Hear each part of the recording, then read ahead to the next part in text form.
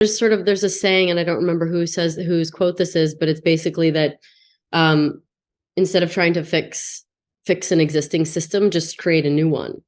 So like, is it even fixable, or is it just create a new one and start a commune like I've been talking about for 5 years, which will probably actually end up in the same thing, because the commune will get popular, it'll be super fun, and everybody will be having a great time. And then all of a sudden there'll be too many people. And then we're like, well, we kind of need someone in charge with the stick, like, I'm in charge, I'm talking. And then all of a sudden you're probably gonna have like a secretary, and because there's gonna be bills, and you're gonna have to redo roads and stuff. And then all of a sudden we're gonna end up in the same place again, probably. But the commune would work for a while, I think. I've had the exact same thought, actually. Really?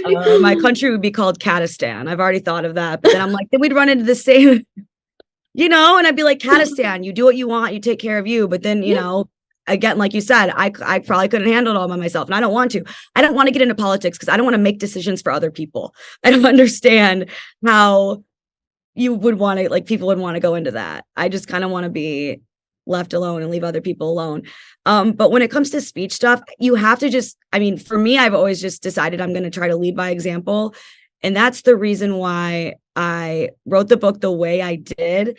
A friend of mine who works here, his name's Guy Benson. He has a radio show here. He interviewed me and he had an advanced copy. And he said, as I was reading it, I was like, did she really just share that? Like, did she really just, make that joke about her, her mom dying, like her experience with her mom dying, or her medical emergencies, and it's, yes, I did, because I want to prove that by example. I want to show that actually, yes, you can joke about everything.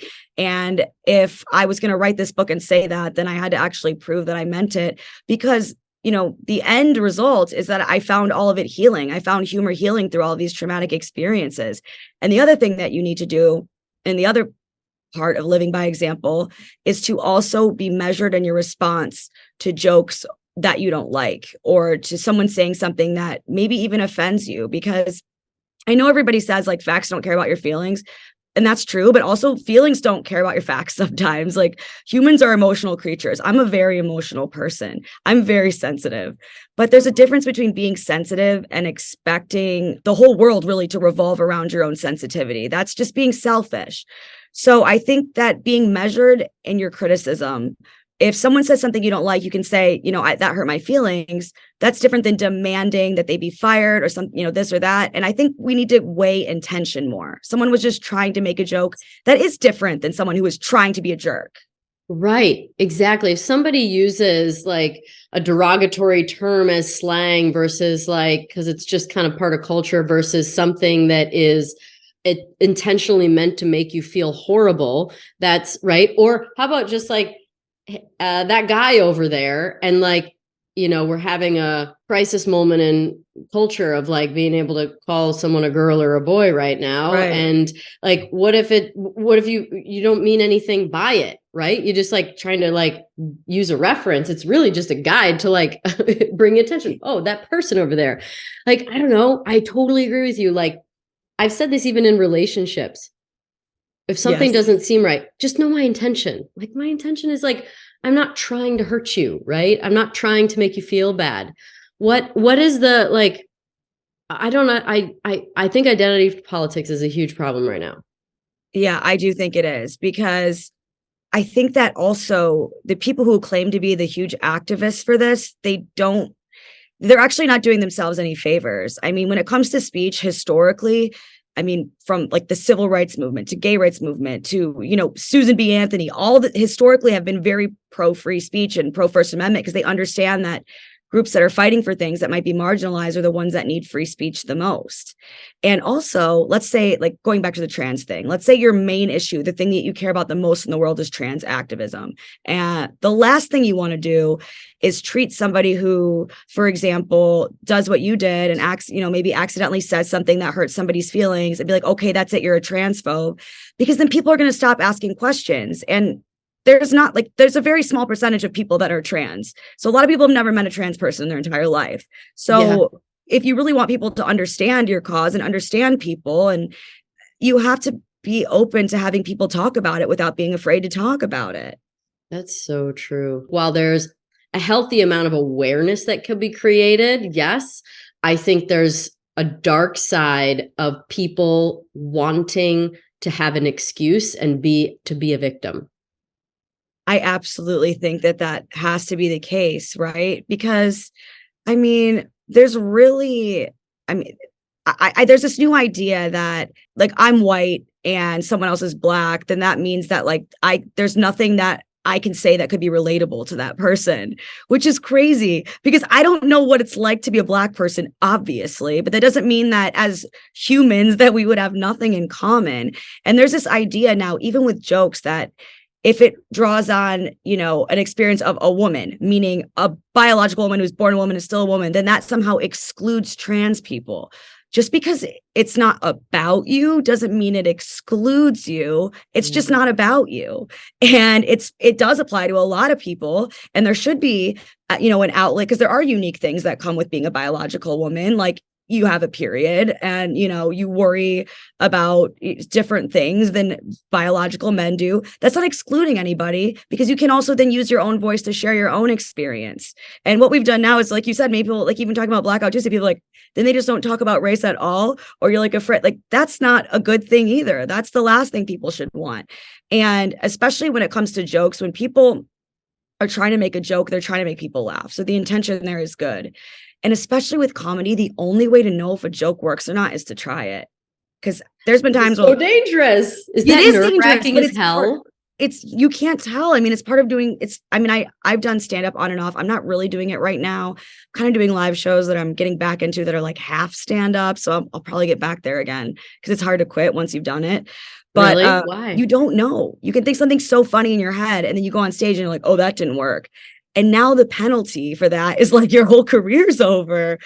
And yeah. Right. And you don't know because you don't know how it's going to come off or how people are going to receive it because we're all different.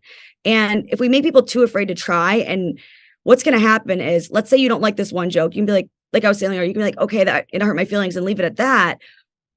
But you have to keep in mind that you have to be measured in your response, because you might be making other people afraid to make other jokes that might be about subjects that really resonate with you, that you might need during a difficult time in your life. Sure. I mean, I agree with you. You said a few minutes ago, you said that, you know, humor is healing. And I think a big aspect of the healing from my perspective is that you start talking about it. You just get it out there, which is why it's so good that your book is about talking about stuff you're not supposed to talk about, because no matter what it is, when we don't get it out and we suppress it, that sticks in the body and becomes disease. That becomes a projection when someone makes a comment or does something, because you've got something sticky in there. And when you just joke about it, you get it out and you start clearing the air, and we can all laugh, and it's like a form of processing it. And so like, I feel like the last Mohicans are comedians, to being able to, you're like the last line of defense to being able to say, I'm going to say just about everything. Yeah. And I mean, if you treat something as oh so sacred and oh so untouchable, that gives it more power over you, you know? And by laughing in its face, that takes the power away. I first started doing stand-up. I mean, I talk about this in my first chapter, where I was living in LA. Things were not going well. I was very broke. I lived in like this horrible apartment where I slept on a yoga mat. Then I lost the apartment, and I was living with this bartender that I was like sort of seeing from my waitressing job, but not really. And, you know, I'd explain to him, like, we're not really together just because I need to live here. Like, I'm going to be me and my spirit. Like, it was a disaster. You know, I'm like 22 years old. I didn't know anybody. The only people I knew were like my cat that's still alive, and then my, you know, ex-boyfriend who had broken up with me. And so I started getting on stage and telling jokes about this stuff. And it wasn't that this stuff was funny, right? But I was able to poke fun at it, which gave me, I felt totally powerless the rest of the time. That was the one time like I felt like I had some power. And then hearing other people laugh was my only means of connection through that time. I believe in energy a lot. And so like just the positive energy and frequency of laughing is so beneficial to the body that, you know, it does not shock me that there are stats out there that humor can be even more beneficial than medicine. Yeah. And they say it makes people feel better. So I think that's another one, because people are like, oh, but you don't mean illness. I'm like, no, I do. And like, you don't mean death. I'm like, no, I mean, yes, I do. And it's been really healing. I mean, the first time I ever talked about the bag publicly was when the book came out. So a lot of people at work like realized they were on TV with me during that time and they had no idea. But it is really healing. And that's why my last chapter, I write about how comedy is actually a sort of religion for me, because it has a lot of the same healing properties as, you know, physically, but also emotionally as religion does, and the way it can add meaning to experiences. And I write in the book about all these things that almost destroyed me, and I was able to actually create from those things. If you like this clip and you want to hear the whole episode, click at the bottom of your screen.